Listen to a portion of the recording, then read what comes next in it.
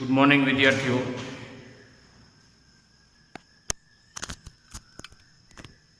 ખાસ તો ચેપ્ટર 6 માં આપણે યુ આકારની ફ્રેમ લીધી હતી ધાતુની અને ગતિકીય EMF મેળવ્યું હતું. સળિયાની ગતિને લીધે સળિયામાં ઉદ્ભવતું ઇલેક્ટ્રોમોટિવ ફોર્સ એટલે કે વિદ્યુત ચાલક બળ કે જેને કારણે ઇલેક્ટ્રોન્સ ગતિ કરતા હતા, ચુંબકીય ક્ષેત્રને લંબ યુ આકારનો સળિયો હતો. તમારો ટોપિક આ પ્રમાણે છે કે યાંત્રિક ઉર્જાનું વિદ્યુત ઉર્જામાં રૂપાંતરણ. પેજ નંબર છે 215. ઉર્જાની વિચારણા. ઉર્જાની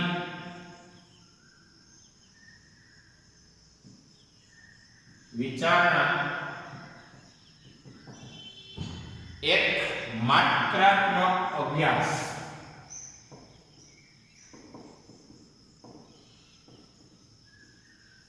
આ તમારો ટોપિક છે. હવે કઈ ઉર્જાની વિચારણા કરી રહ્યા છીએ તો કે તમારા આ ટોપિકની અંદર ગતિકીય EMF મેળવવા માટે ગતિકીય EMF મેળવવા સળિયા પર અથવા તો સળિયાની યાંત્રિક ઉર્જાનું વિદ્યુત ઉર્જામાં રૂપાંતરણ. યાંત્રિક ઉર્જાનું વિદ્યુત ઉર્જામાં રૂપાંતરણ. એમાં ખાસ કરીને આ વખતે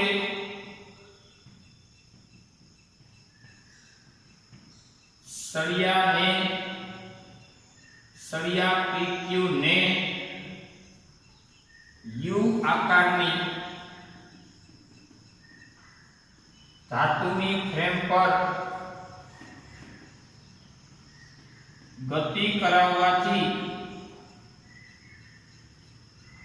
કરાવવાથી ઘર્ષણને લીધે ઉદ્ભવતી ઉષ્મા ઉર્જાને અવગણ્ય કરવાની છે. અવગણતા એટલે મિત્રો તમારી પાસે આ ટાઈપનો ટોપિક હતો કે ચુંબકીય ક્ષેત્ર જે બોર્ડના સમતલને લંબ અંદર જતી દિશાનું હતું. આ છે સમાન ચુંબકીય ક્ષેત્ર. હાલમાં ચુંબકીય ક્ષેત્ર આપ જોઈ શકો છો અંદર જતી દિશાનું છે. બોર્ડના સમતલને લંબ અંદર જતી દિશાનું છે. આ ચુંબકીય ક્ષેત્રમાં જેનું સમતલ લંબ રહે એવો યુ આકારનો ફ્રેમ લીધી, ધાતુની ફ્રેમ. આ ફ્રેમ પર સળિયો PQ. આ છે સળિયો PQ અને આ સળિયાને આપણે v વેગથી ગતિ કરાવવાનો છે. કોની પર? ફ્રેમ પર. આ છે યુ આકારની ફ્રેમ. યુ આકારની ધાતુની ફ્રેમ.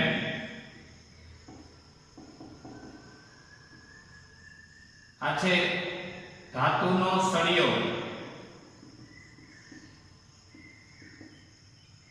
આ વખતે થશે શું?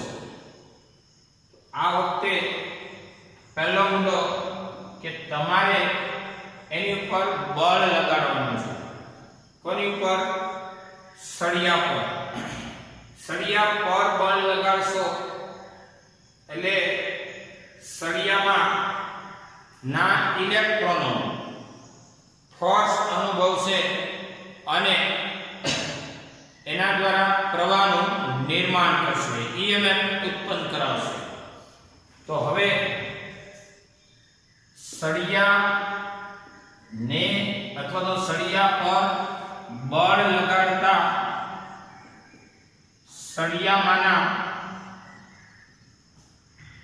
ઇલેક્ટ્રોન પર બળ લાગવાથી પ્રવાહ પ્રેરિત થશે. ઇલેક્ટ્રોન પર બળ લાગે, ઇલેક્ટ્રોન ગતિ કરે અને વીજ પ્રવાહનું નિર્માણ કરે. પ્રવાહ પ્રેરિત થશે. આ પ્રવાહ I બરાબર E/R, જ્યાં I વિદ્યુત પ્રવાહ છે, E EMF છે અને સ્મોલ r એ અવરોધ છે. E બરાબર IR પરથી. તેથી I બરાબર E એટલે BLV/R. કારણ કે આ સળિયો આપણે ભણ્યા હતા લાસ્ટમાં કે સળિયો ગતિ કરે ત્યારે એ સળિયો BLV EMF વાળી બેટરીની જેમ વર્તે. તો તમને BLV ન ખબર હોય તો એ તમને માત્ર જાણકારી માટે આપી દઉં. આ સળિયાની લંબાઈ l છે. સળિયાનું અહીંથી આ અંતર x છે. આ છેડાથી સળિયાનું અંતર x છે. તો સળિયાની ગતિને લીધે શું થશે? તો કે ઇલેક્ટ્રોન એક છેડે જમા થશે અને આ તમારો સળિયો ગતિ કરે એટલે એની પર બળ લાગશે. બળનું સૂત્ર આપણે જાણો છો, F બરાબર Q કૌંસમાં V ક્રોસ B, એટલે કે F બરાબર -E કૌંસમાં V ક્રોસ B. આ બધું જાણતા હોવા જોઈએ. આપણે આવી ગયેલું છે એટલા. વેગની દિશા પહેલી આંગળી, B ની દિશા બીજી આંગળી. બળ લાગે ઉપર બળ લાગે, ઇલેક્ટ્રોન આવે ક્યાં? બળ લાગે ઉપર, સાચું, પણ કેવી દિશામાં? નીચે. ઇલેક્ટ્રોન એક છેડે જમા થાય, નીચે ધન ખુલ્લો થાય અને આ સળિયો થઈ જાય BLV EMF વાળી બેટરી. યાદ હોય, કારણ કે આપણે ભણ્યા હતા ફેરેડેના નિયમથી. ફેરેડેનો નિયમ આ પ્રમાણે હતો, E બરાબર dφ/dt. યાદ કરો ફેરેડેનો નિયમ. આ બધું તમને રિકોલ આપું છું. તો d/dt ઓફ phi એટલે B ડોટ A. B અંદર જાય છે અને એરિયા પણ આ ફ્રેમનો અંદર જતી દિશાનો છે, એટલે B એ cos θ. તો ફાઇનલી d/dt ઓફ B એટલે શું? B એટલે ચુંબકીય ક્ષેત્ર અને એરિયા એટલે શું? તો કે લંબાઈ ગુણ્યા પહોળાઈ, એટલે કે Lx. તો B ચુંબકીય ક્ષેત્ર અચળ છે, L સળિયાની લંબાઈ અચળ છે, તો વધ્યું dx/dt એટલે વેલોસિટી. આ થઈ ગયું BLV. EMF થઈ ગયો E બરાબર BLV. આ સળિયાનો EMF ફેરેડેના નિયમથી મેં તમને રિકોલ આપ્યું, E બરાબર BLV કહી શકાય. એટલે BLV EMF વાળી બેટરીની જેમ આ સળિયો વર્તે છે. તો BLV/R. તો આ પ્રેરિત પ્રવાહને લીધે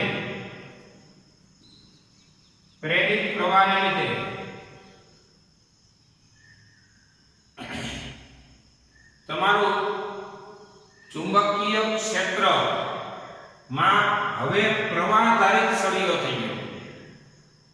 અત્યાર સુધી ચુંબકીય ક્ષેત્રમાં સળિયો હતો, ગતિ કર્યો એટલે આ સળિયો પ્રવાહધારિત થઈ ગયો. આ પ્રવાહધારિત સળિયો થયો. આ પ્રવાહધારિત સળિયો થયો. અત્યાર સુધી સળિયો હતો, કેવો? માત્ર સળિયો, પ્રવાહધારિત હતો, ગતિ કરતો નતો એટલે સળિયો હતો. હવે આ પ્રવાહધારિત સળિયો થયો. તો પ્રવાહધારિત સળિયાને ચુંબકીય ક્ષેત્રમાં ગતિ કરાવવાથી અથવા તો પ્રવાહધારિત સળિયા પર ચુંબકીય ક્ષેત્રમાં લાગતું બળ F બરાબર ILB.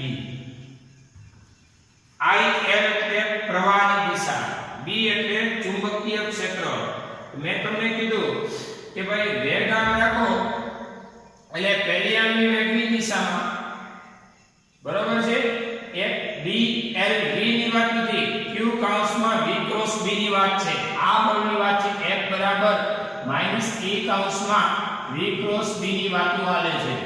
તો પછી પહેલી આંગળી વેગની દિશા, બીજી આંગળી ચુંબકીય ક્ષેત્રની દિશા.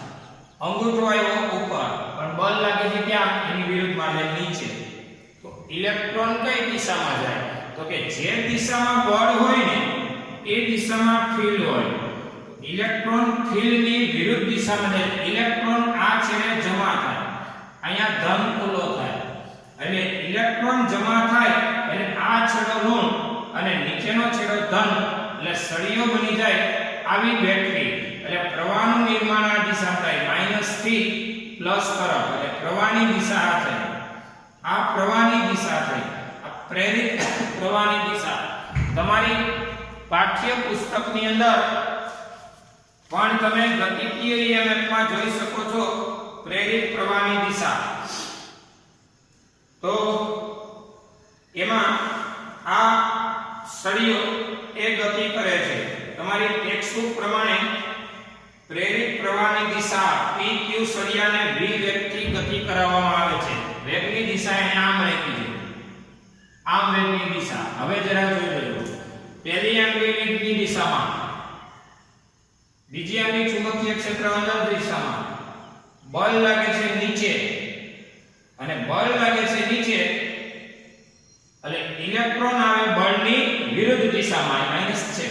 ઇલેક્ટ્રોન ઉપર, એટલે ઇલેક્ટ્રોન ઉપર એટલે આ છેડો ઋણ અને આ છેડો ધન, એટલે માઈનસ થી અહીંયા પ્લસ. એટલે પ્રવાહની દિશા થઈ ગઈ આમ. આ પાઠ્ય પુસ્તકની આકૃતિ થઈ.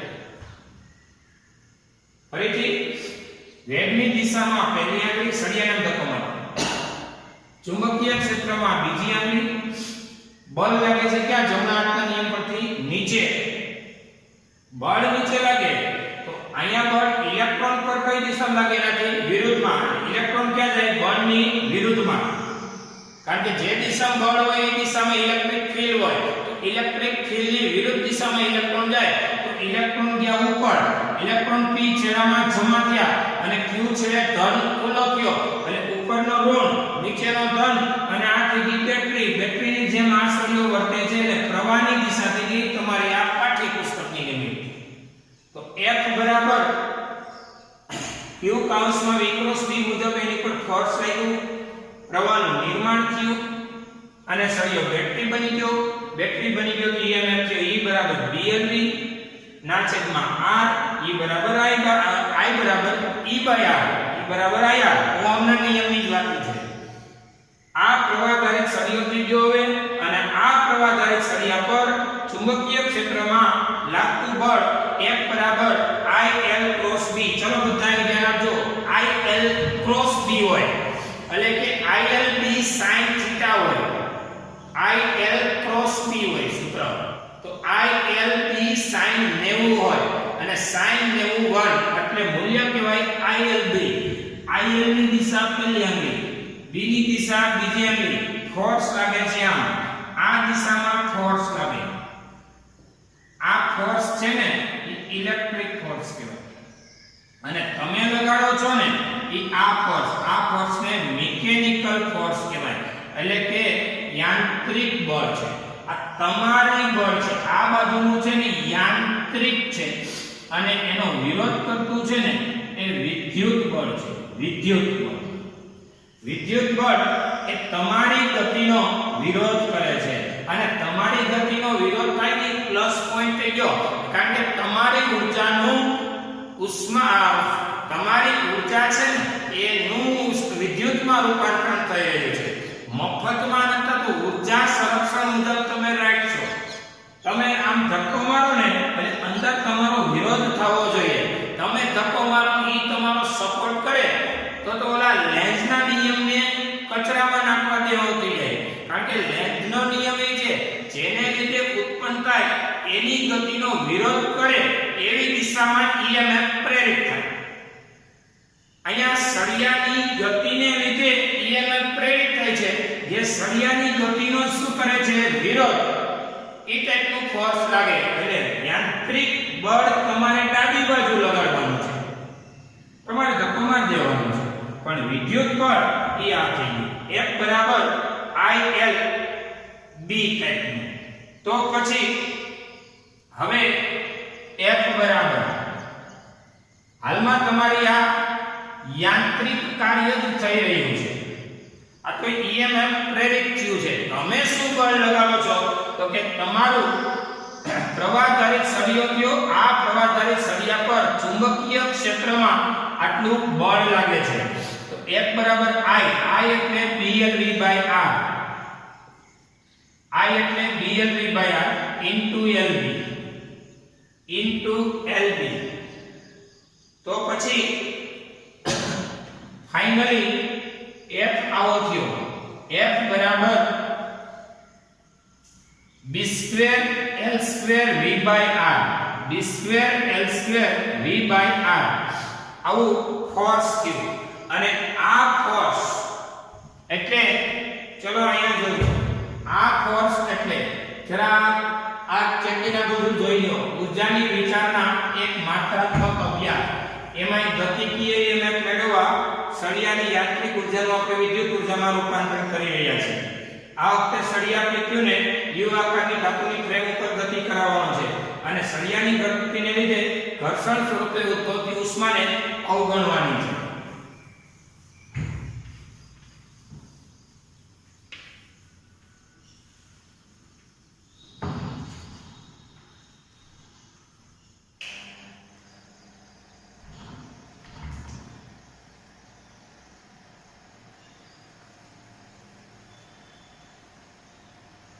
હવે જોઈએ F બરાબર આવો છે.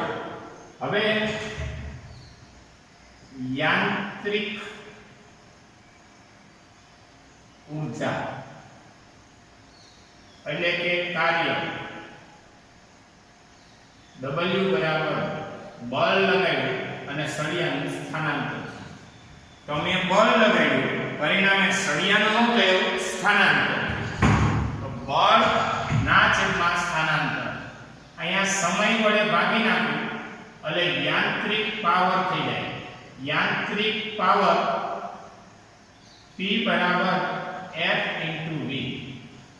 શું કર્યું તો પાવર થયો? બંને બાજુ સમય વડે ભાગી નાખ્યો. કાર્યના છેદમાં સમય એટલે પાવર અને અંતરના છેદમાં સમય એટલે ઝડપ. F * V. તો પછી P બરાબર F એટલે B² L² V/R અને into V. તો P બરાબર B² L² V²/R. આ તમારા માટે અગત્યનું સમીકરણ. અને આ પાવર કયો? યાંત્રિક. યાંત્રિક એટલે મિકેનિકલ. મિકેનિકલ પાવરનું આ સૂત્ર છે. તમારી યાંત્રિક ઊર્જા દ્વારા યાંત્રિક પાવર આટલો વપરાઈ રહ્યો છે. મેં અગાઉ કીધું ઘર્ષણને લીધે ઉદ્ભવતી ઉષ્માને શું કરવાની કીધી? અવગણવાની. તો હવે આ યાંત્રિક પાવર નો વિરોધ કરે એટલે ઉદ્ભવતો વિદ્યુત પાવર. તો તમારી આ ઊર્જા જે કાંઈ છે એ વિદ્યુત ઉષ્મા સ્વરૂપે, જૂલ ઉષ્મા સ્વરૂપે જે કાંઈ વ્યય થતી હોય એટલે એ I²R પાવર, વિદ્યુત પાવર P બરાબર I²R. આ પાવર ઇલેક્ટ્રિકલ I²R કીધો મેં. I એટલે અહીં જોજો BLV/R. BLV/R all square into R એટલે B² L² V²/R² into R. એક R કેન્સલ કરો તો વધ્યું B² L² V²/R. આ પાવર ઇલેક્ટ્રિકલ. આ નંબર 2. એટલે તમારે સમીકરણ 1 અને 2 પરથી સમીકરણ 1 અને 2 પરથી પાવર મિકેનિકલ બરાબર પાવર ઇલેક્ટ્રિકલ તમે સાબિત કરી શકો છો. તમારી યાંત્રિક ઊર્જાનું અહીંયા વિદ્યુત ઊર્જામાં રૂપાંતરણ થાય છે એ તમે મેળવી શકો છો. પેલા સળિયા પર બળ લગાવ્યું, કોણ લગાડશે? તો કે આપણે પ્રેક્ટિકલી આપણે, નહીં તો કોઈ મશીન. તો એ બળ લગાડો અને સળિયામાંના ઇલેક્ટ્રોન ઉપર જ બળ લાગે. સળિયા ઉપર બળ લગાડો એટલે સળિયામાંના સભ્યો પર જ બળ લાગે અને આ બળ લાગવાથી પ્રવાહનું નિર્માણ થાય.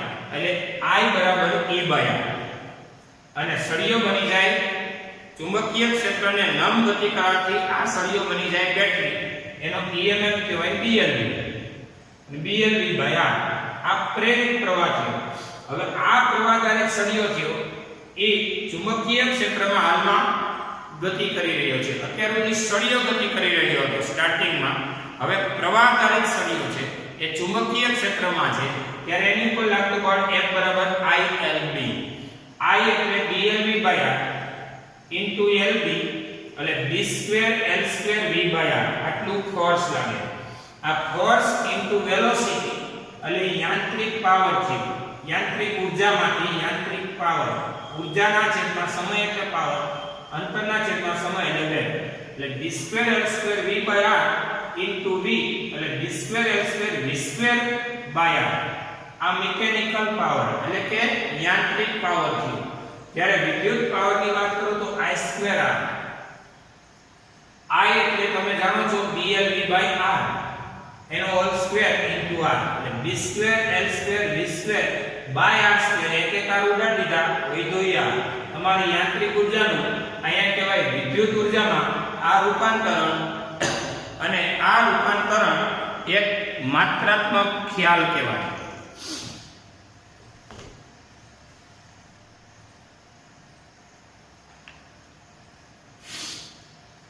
જોઈ લો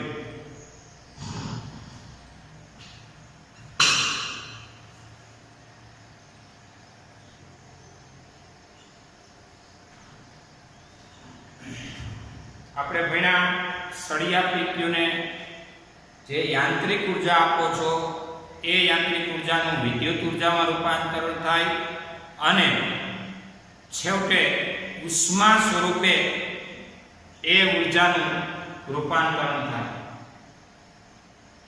અને ઉષ્મા સ્વરૂપે વિખેરણ થાય. તમારી ઉર્જા છેલ્લે આ તો આપણે અભ્યાસ માટે કીધું ઉષ્મા સ્વરૂપે અવગણતા, પણ તમારી ઉર્જાનું ફરીથી બોલું છું યાંત્રિક ઉર્જા એટલે કે સળિયાને તમે ધક્કો મારો ત્યારે ઉદ્ભવતી આપણા દ્વારા થયેલું યાંત્રિક કાર્ય એટલે કે આપણા દ્વારા અપાયેલી યાંત્રિક ઉર્જાનું વિદ્યુત ઉર્જા અને ઉષ્મા ઉર્જામાં રૂપાંતરિત થાય.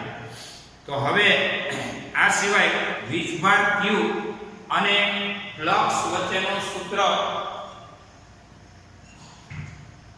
વીજભાર Q અને વિદ્યુત ફ્લક્સ ફાઈ વચ્ચેનો સંબંધ દર્શાવતું સૂત્ર ડેલ્ટા Q બરાબર ડેલ્ટા ફાઈ બાય R મેળવો, જ્યાં R અવરોધ છે, સ્મોલ r એ અવરોધ છે. વીજભાર Q એ પ્રેરિત વીજભાર છે એટલે તેના આપણે ફ્લક્સ મેળવવા ફેરેડેને બોલાવશું. ફેરેડેના નિયમ પરથી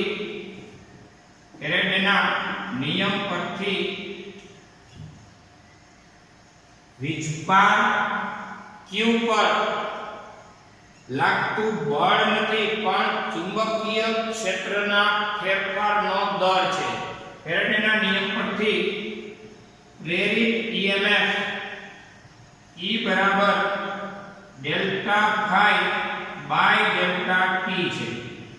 અહીંયા માઈનસ નિશાની એ લેન્ઝના નિયમની હાજરી બતાવે છે, જ્યાં ઋણ નિશાની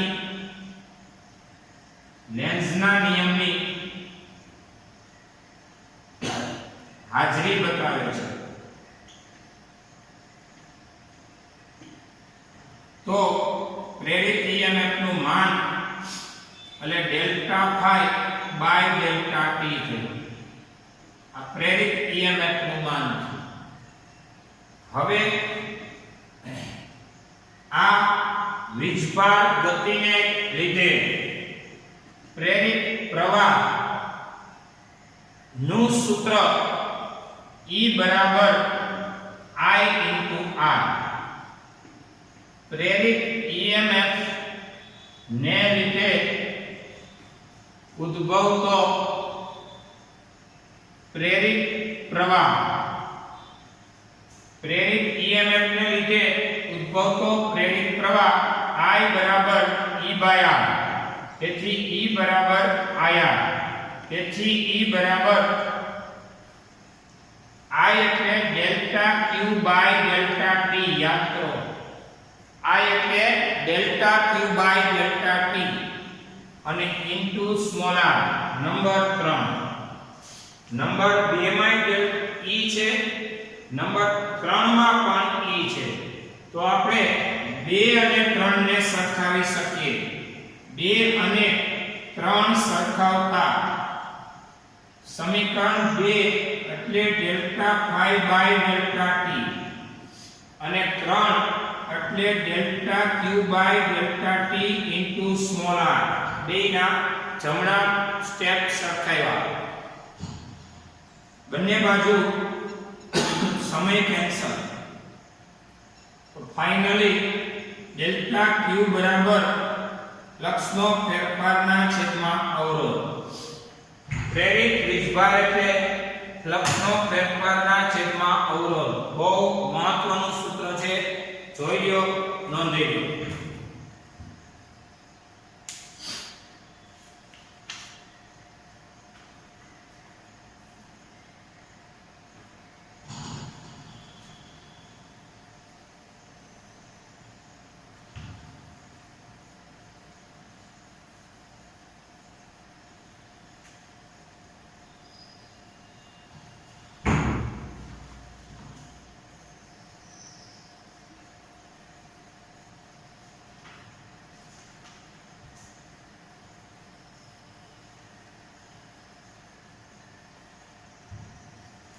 ત્યાર પછી આપણે ભણશું ઘુમરી પ્રવાહ.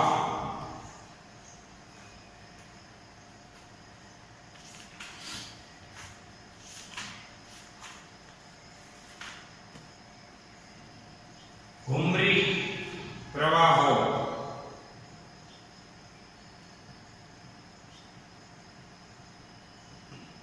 જેને કહેવાય એડી કરન્ટ્સ. એડી કરન્ટ્સ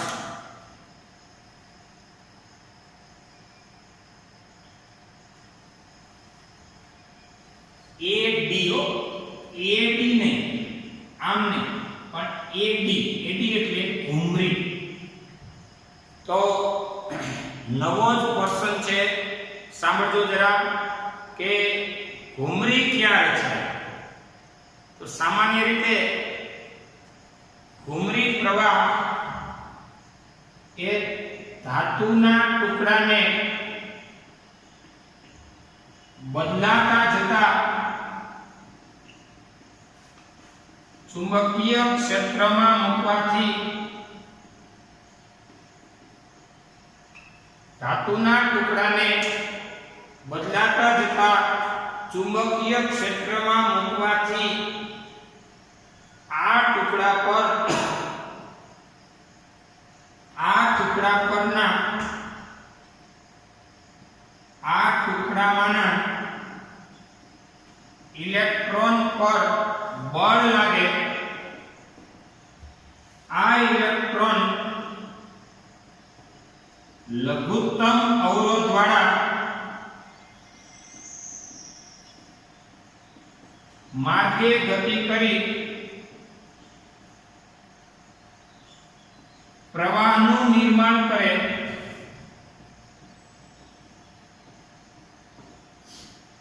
આ પ્રવાહ પાણીમાં રચાતા વમળ જેવા કાઉસમાં કહેવાય ઘુમરી પ્રકારના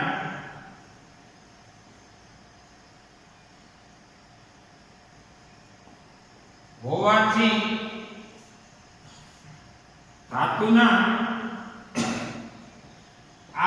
ટુકડામાં ઉદ્ભવતો આ પ્રવાહ ઘુમરી પ્રવાહ કૌંસમાં એડી પ્રવાહ કહેવાય, એડી કરંટ કહેવાય અથવા તો એડી પ્રવાહ કહેવાય। એ કઈ સમજાણું નહીં। એડી ધાતુના ટુકડાને બદલાતા જતા ચુંબકીય ક્ષેત્રમાં મૂકવાનું। તો આ ધાતુના ટુકડામાંના ઇલેક્ટ્રોન ઉપર બળ લાગે, ઇલેક્ટ્રોન લઘુત્તમ અવરોધ દ્વારા માર્ગે ગતિ કરી અને પ્રવાહનું નિર્માણ કરે। આ પ્રવાહ પાણીમાં રચાતા વમળ જેવા અને ધાતુના આ ટુકડામાંના ઉદ્ભવતો આ પ્રવાહ એ ઘુમરી પ્રવાહ તરીકે ઓળખાય। આ એડી પ્રવાહ નું સૌપ્રથમ અવલોકન ફુકોલ્ટે કર્યું। ફુકોલ્ટ નામના વૈજ્ઞાનિકે એડી પ્રવાહની પેટર્ન કેવી છે એ નક્કી કરી હતી। તો આ એડી પ્રવાહ ક્યાં રચાય? તો કે ચુંબકીય ક્ષેત્રમાં ધાતુના ટુકડાને ગતિ કરાવો। તો ચુંબકીય ક્ષેત્ર ક્યાં હોય? તો કે ચુંબકની આસપાસ હોય। તો ચુંબકીય ક્ષેત્રમાં ધાતુના ટુકડાને ગતિ કરાવે। ધાતુના ટુકડા પર બદલાતું જતું ચુંબકીય ક્ષેત્રની અસર રહે। તો ધાતુના ટુકડાને બદલાતા જતા ચુંબકીય ક્ષેત્રમાં મૂકો અથવા તો ચુંબકીય ક્ષેત્ર ફિક્સ રાખો અને ધાતુના ટુકડાને ગતિ કરતો કરતો બદલાવો। બેમાંથી ગમે એક।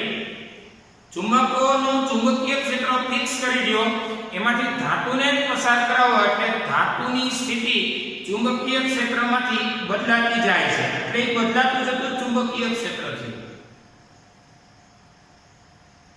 ઓલા જેવી વાત કેવી કે તમે એક જગ્યાએ બેસો અને તમારી ઉપર પંખા દ્વારા હવા ફેંકવામાં આવે એટલે હવાનો મારો તમારી પર છે।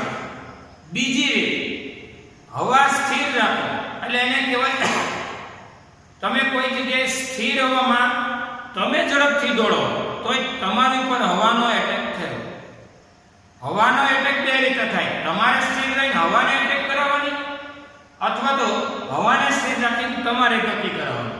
બેમાંથી એકને। એમ ચુંબકીય ક્ષેત્રમાં ધાતુના ટુકડાને ગતિ કરાવવાનો અથવા તો ધાતુના ટુકડાને સ્થિર કરી ચુંબકીય ક્ષેત્રને એમાં બદલાતું જતું કરવાનું। અહીંયા ફુકોલ્ટે અવલોકન કર્યું। ફુકોલ્ટે અવલોકન કર્યું એટલે એને આવો ધાત્વિક સુવાહકની પ્લેટ લીધી। આ છે ધાતુનું તકતી, ધાતુની તકતી લીધી। આ ધાતુની તકતીને ચુંબકીય ક્ષેત્રમાંથી અમુક ભાગમાંથી ફેરવવામાં આવી। તો અમુક ભાગ પૂરતું ચુંબકીય ક્ષેત્ર રજૂ કરવા બે ચુંબકની જરૂર પડે। અહીંયા N, અહીંયા S। સપોઝ આ N છે, આ S છે અને એમાંથી આ ધાતુની પ્લેટને ફેરવવામાં આવે છે અને આ ફેરવવાને કારણે અંદરના ઇલેક્ટ્રોન, સપોઝ આટલા ભાગમાં આપણે ચુંબકીય ક્ષેત્ર મેન્ટેન કરાવીશું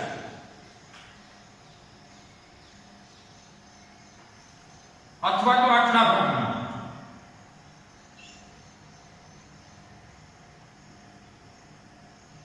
ભાગમાં આપણે ચુંબકીય ક્ષેત્ર મેન્ટેન કરાવીશું અને આ પ્લેટને ફેરવશું। બધે ચુંબકીય ક્ષેત્ર નથી, અમુક ભાગ પૂરતું જ રહે।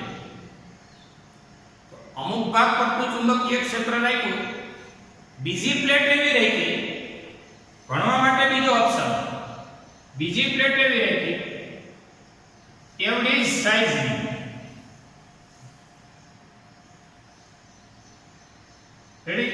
એ જ સાઈઝની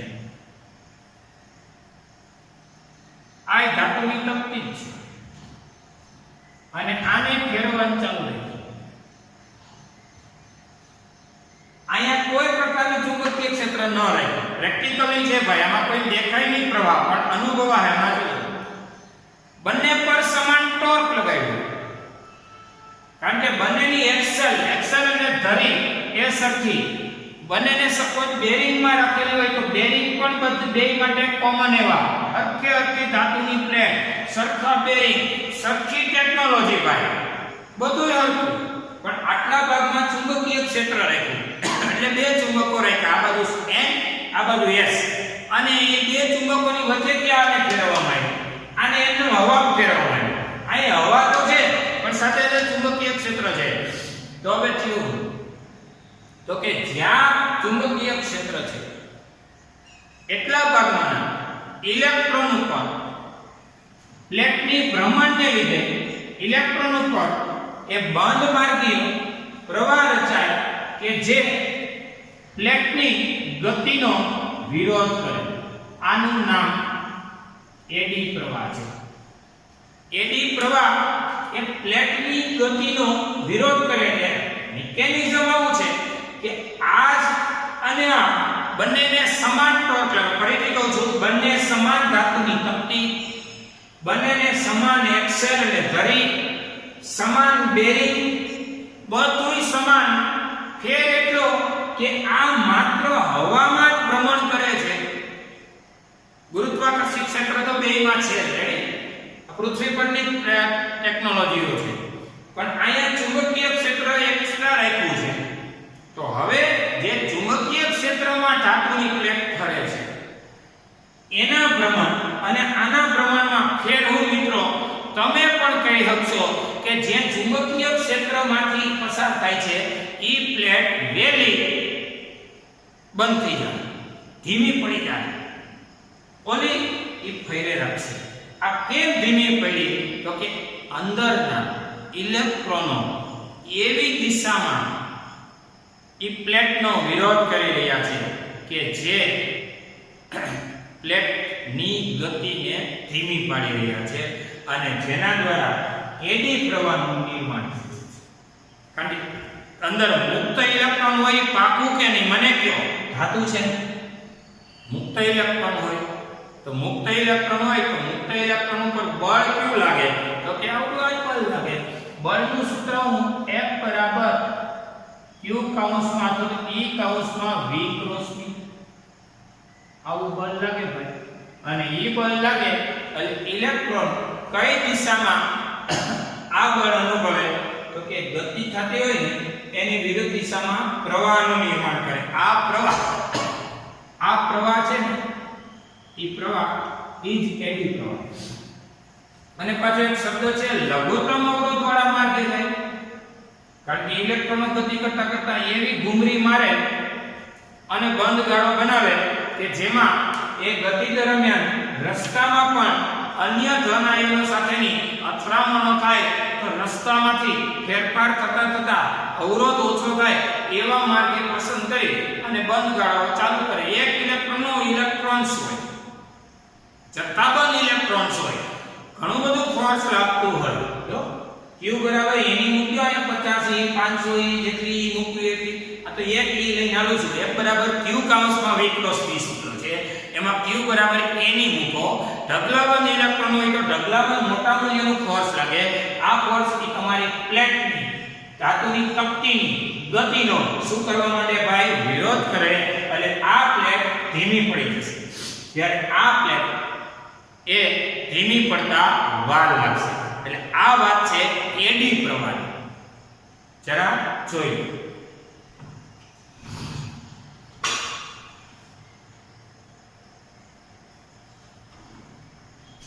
મિત્રો નેક્સ્ટ લેક્ચરમાં આપણે એડી પ્રવાહને ડીપમાં ભણીશું.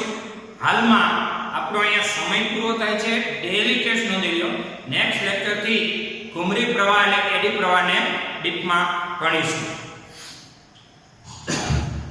ડેલી ટેસ્ટ યાંત્રિક ઊર્જાનું વિદ્યુત ઊર્જામાં રૂપાંતરણ સળિયાના ઉદાહરણથી સમજાવો.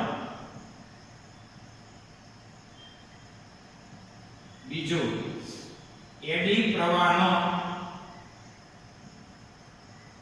ટૂંકમાં પરિચય આપો.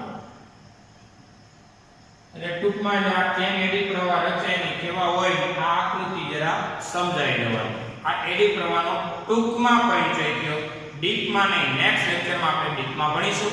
અહીંયા સુધી જોઈશું.